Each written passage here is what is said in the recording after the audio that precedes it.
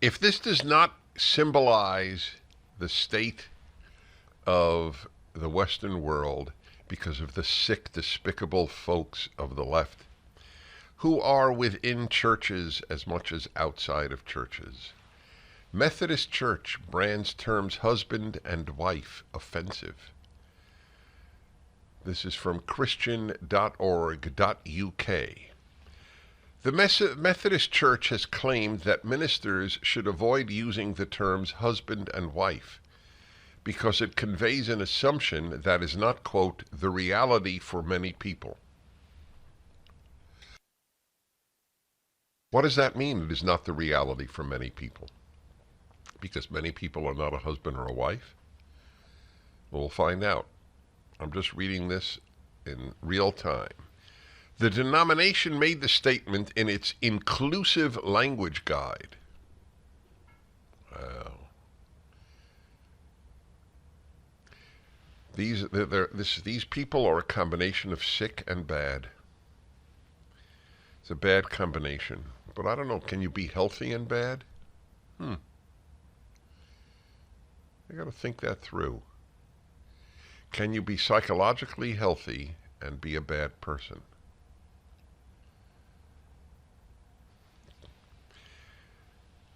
The inclusive language guide, which will be updated every 6 months, because the left changes language every 6 months, to advise congregations how to, quote, repent of any hurtful language. Now, here's a perfect example here of the deterioration of moral thought within the religious community as well as the secular community. You know, when I say only secular people say men give birth, I may be mistaken.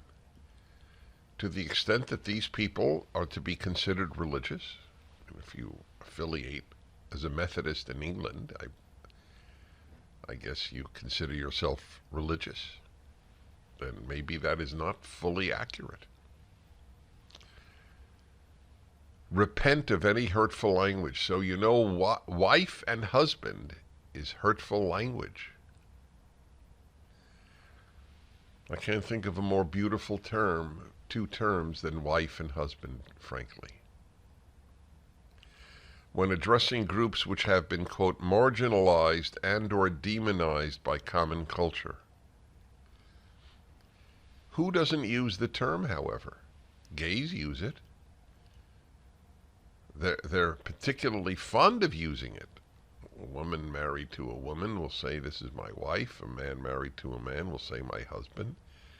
They're actually adamant about saying it. I wonder if gays will, I don't mean individual gays, I mean spokespeople supposedly representing gays, but they represent gays as much as feminists represent women.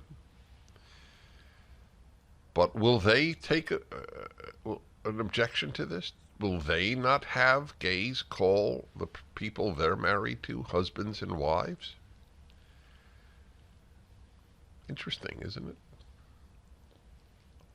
The LGBTQI plus human rights campaign, what will their position be?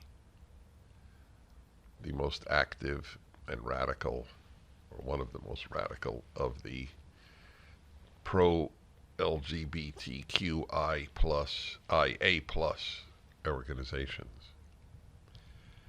What is their position on this? Will they do they want to drop the words husband and wife? The guidance argued that, quote, relationships come in many varied expressions, and using the term parent, partner, and child are a good place to start. Really? You prefer partner to husband or wife? Wow. In sections addressing gender identity, again, this is from the Methodist Church of England.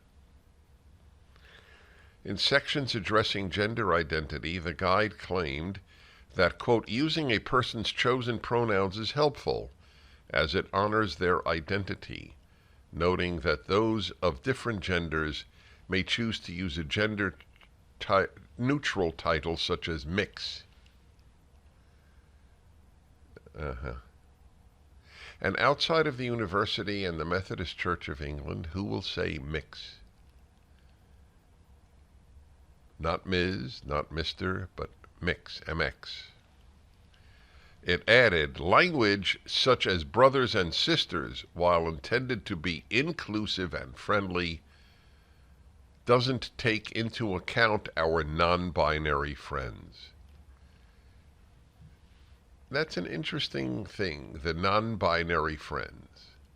How many of you listening have a non-binary friend?